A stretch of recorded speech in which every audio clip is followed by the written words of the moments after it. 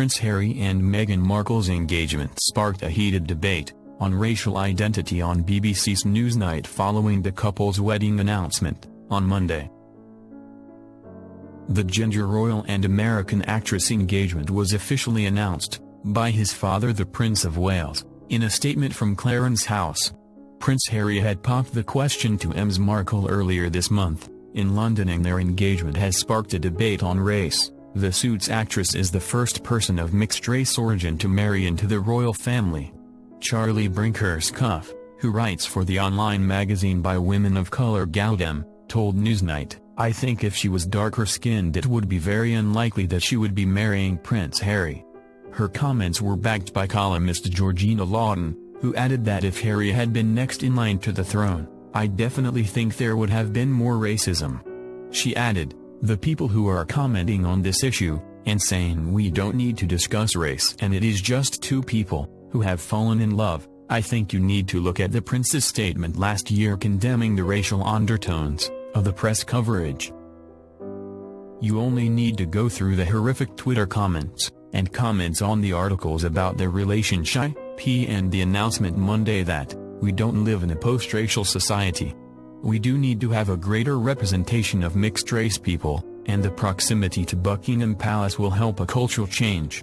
Earlier, Ms Brinkhurst told Newsnight, "When it comes to the representation of mixed race and black people, we have to remember that mixed race are the acceptable face of blackness already. That is why we are already fetishized by the elite. So I am not that excited at the prospect of Meghan Markle marrying Prince Harry, because I am aware of the nuances around it, and the fact that I suppose there is still a long way to go on the representation of black people, and mixed-race black people as well."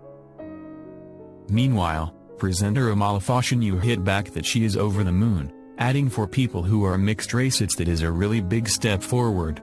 Ms Lawton added, "I think it is going to make the royal family more relevant, and I also think it is really important to have greater representation of mixed-race people in the UK.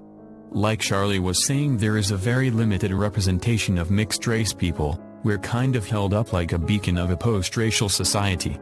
Meghan Markle's proximity to the royal palace destroys the notion to be regal, or to be accepted in society you have to be white. It is a really exciting time for mixed-race people." Ms Markle has previously spoken out about the heartbreaking racist abuse she has experienced, in a candid interview. The Los Angeles native revealed how when growing up she and her African-American mother had been on the receiving end of racist jokes. Ms Markle also recalled hearing her mother Doria being called the N-word, and this has spurred to speak about being mixed race. She told Pride magazine, "I don't care if I'm fair-skinned and I don't care what it is. That's who I am and that's my family. My hope is for the world to get to a place where it's color-blind." Ms Markle also wrote about her pride in being mixed-race on her blog The Tig, which has since been closed down. She wrote, "My dad is Caucasian and my mom is African American. I have come to embrace it, and to say who I am, to share where I'm from, to voice my pride in being a strong, confident mixed-race woman." Last year she also spoke at the Create and Cultivate conference in Atlanta about racism and Hollywood. Speaking about how her physicality helped her bag acting roles, she said, "Because I'm biracial I was able to get into so many more rooms, because they didn't exactly know where they could put me." But Ms Markle also revealed there were a lot more disappointments. She added, "With that said, I heard no so many more times than you would, if you could only go and for the blonde-haired blue-eyed girl."